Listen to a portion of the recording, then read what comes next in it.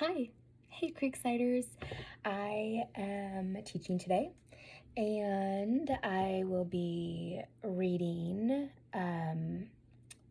in John chapter 12. So, to kind of set the scene, if you had watched the previous Meet Jesus studies by Carly and Elham, and welcome Elham, and John Prey, we know that Lazarus died. Jesus kind of waited and then went and rose Lazarus from the dead and had this huge miracle. And some Jewish people are like, whoa, and we believe in Jesus and we're going to follow him, which sets the religious leaders off and they're not pleased. And so they are, plotting even more so to just arrest Jesus and to just take him down and kill him. So where John kind of closed us out, it says in chapter 11, verse 54, that Jesus therefore no longer walked openly among the Jews, but he went to the region near the wilderness and he stayed there with his disciples. So Jesus is staying out of the crowds and out of the towns and is up in the wilderness with his disciples. So we pick up chapter 12, verse 1, and it's going to start off 6 days before Passover, Jesus came to Bethany. So here Jesus is entering the city where Lazarus was, and he's going to go and have a meal with them. So it's right before Passover. It's right, like we're in the days before Jesus is arrested and crucified. So we're like at the point of the story where this is all leading up to that moment with Jesus. So I'll just start off. I'll read. We're only reading through verse 11, and then we're going to just kind of chat about what is going on here. I think that this is a really, really beautiful passage. I really, really love this one and I just think that it shows, examples of, loving extravagantly, which I think is really great. So I'm not going to talk about it too much. We're just going to get into it. Here we go. Chapter 12, starting at verse 1. 6 days before the Passover, Jesus therefore came to Bethany, where Lazarus was, whom Jesus had raised from the dead. So they gave a dinner for him there. Martha served, and Lazarus was one of those reclining with him at the table. Mary therefore took a pound of expensive ointment made from pure nard and anointed the feet of Jesus and wiped his feet with her hair. The house was filled with the fragrance of the perfume. But Judas Iscariot, one of his disciples, he who was about to betray him, spoiler alert, said, "Why was this ointment not sold for 300 denarii and given to the poor?" He said this not because he cared about the poor, but because he was a thief, and having charge of the money bag, he used to help himself to what he put into it. Jesus said, "Leave her alone, so that she may keep it for the day of my burial. For the poor you will always have with you, but you do not always have me." When the large crowd of the Jews learned that Jesus was there, they came, not only on account of him, but also to see Lazarus, whom he had raised from the dead. So the chief priests made plans to put Lazarus to death as well, because on account of him, many of the Jews were going away and believing in Jesus. All right, so we've got Jesus coming into Bethany, and he's there to have dinner. And Martha, Lazarus, and Mary are all there. And we know that Jesus just performed this great miracle amongst them. We know that Jesus loves these people. We know that they really, really love Jesus. And here he is to have a meal. Martha is serving. Lazarus is sitting at the table reclining with Jesus. So just like kicking back and hanging out. And Mary gets up and grabs a pound of this expensive ointment made from pure nard, and she anoints the feet of Jesus. And as she's doing this, she ends up like wiping his feet with her hair. The whole house, it says, is filled with the fragrance of this expensive perfume. And Judas is like, what? Why are you wasting this ointment? You could have sold it for 300 denarii and given it to the poor. And it is revealed in this passage to us that he is not really truly saying this out of like, hey, this could have had a practical use and could have fed the needy. It is revealed in this passage that he is saying this because he's a thief and he's used to he's in charge of the money bag, so he kind of skims off the top whenever he wants to, and is really like, his heart's just not in a good place. And so that's, part of his reasoning is like, hey, like, I could have benefited from this, and this is just wasteful. So to give you an idea, 300 denarii is 300 days of work for like a working man, is what it says.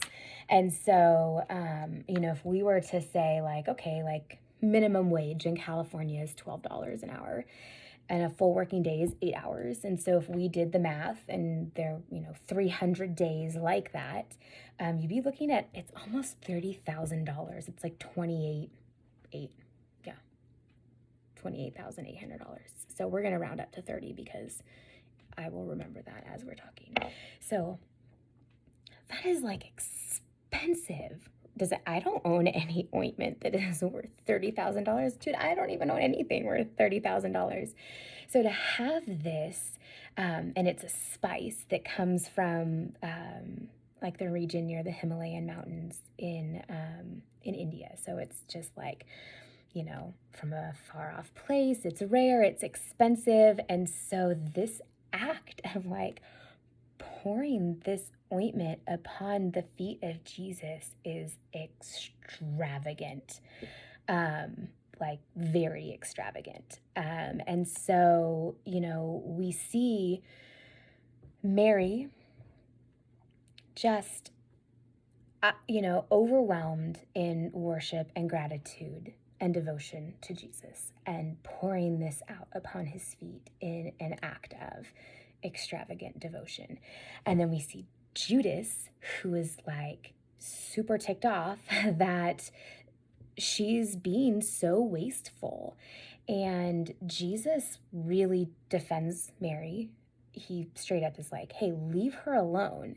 The poor are always going to be here. I'm not going to be here, really kind of like, he isn't going to be here much longer. And he accepts her extravagant act of, the pouring out of this. And, he sees in her this selflessness, where in contrast, Judas is coming from a very selfish heart place as he's reacting to this, because he's really thinking about what he's not getting. And that couldn't be further from, from Mary's mind at this moment.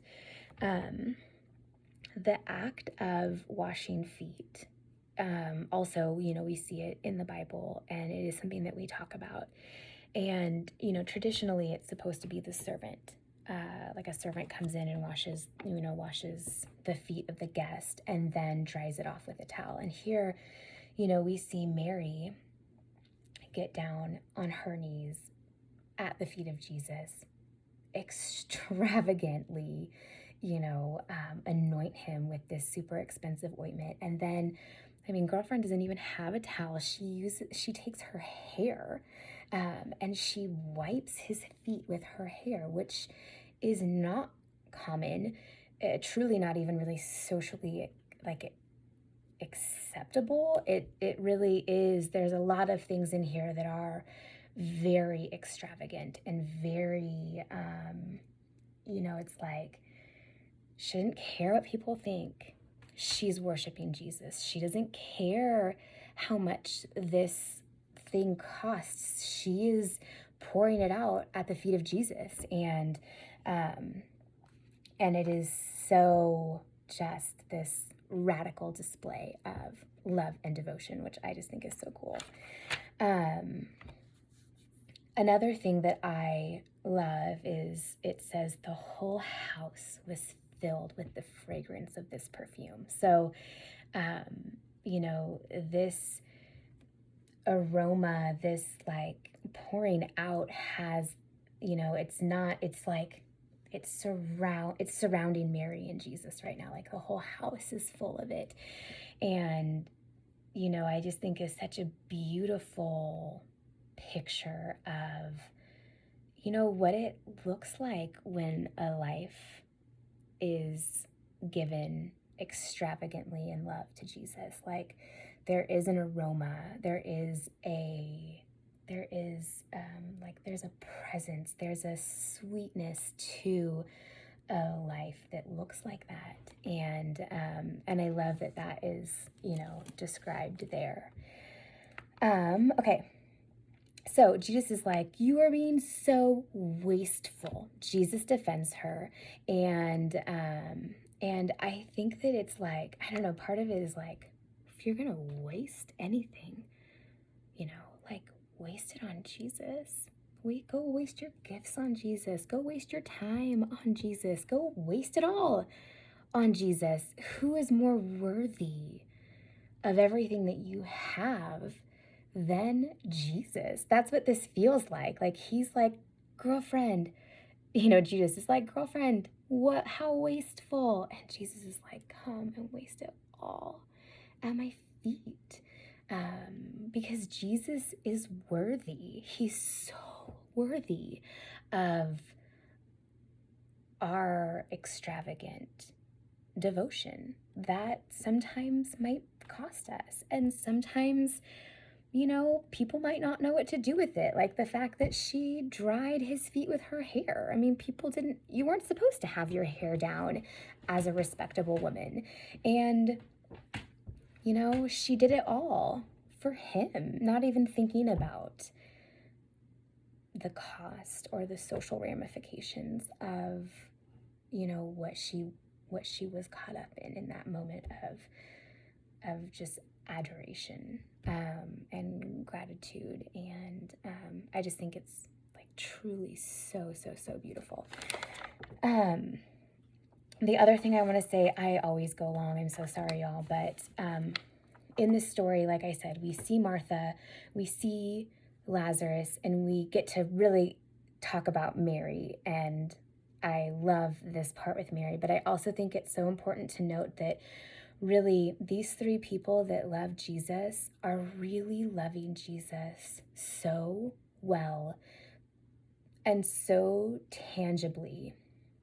And Martha's there serving, which we know, like, a couple chapters before, Martha was serving, and, the whole Martha versus Mary, and she was complaining, and Mary wasn't doing enough, and she brought it up to Jesus. And, we don't see any of that here with Martha. Like, Martha is serving, and we see Lazarus reclining and enjoying it. It really seems like enjoying himself at the table with Jesus and spending time with him. And then we get to see Mary's like extravagant act of worship. And then as this, verse 9 through 11, as it kind of closes out here, we see that Lazarus, because his testimony is so powerful, now the Jewish priests, want to kill him too. So we see this like,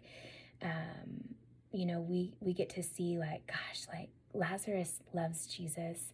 He spends time with Jesus, and his testimony is winning people, for Jesus. It says Jews were going away and believing in Jesus, and how powerful that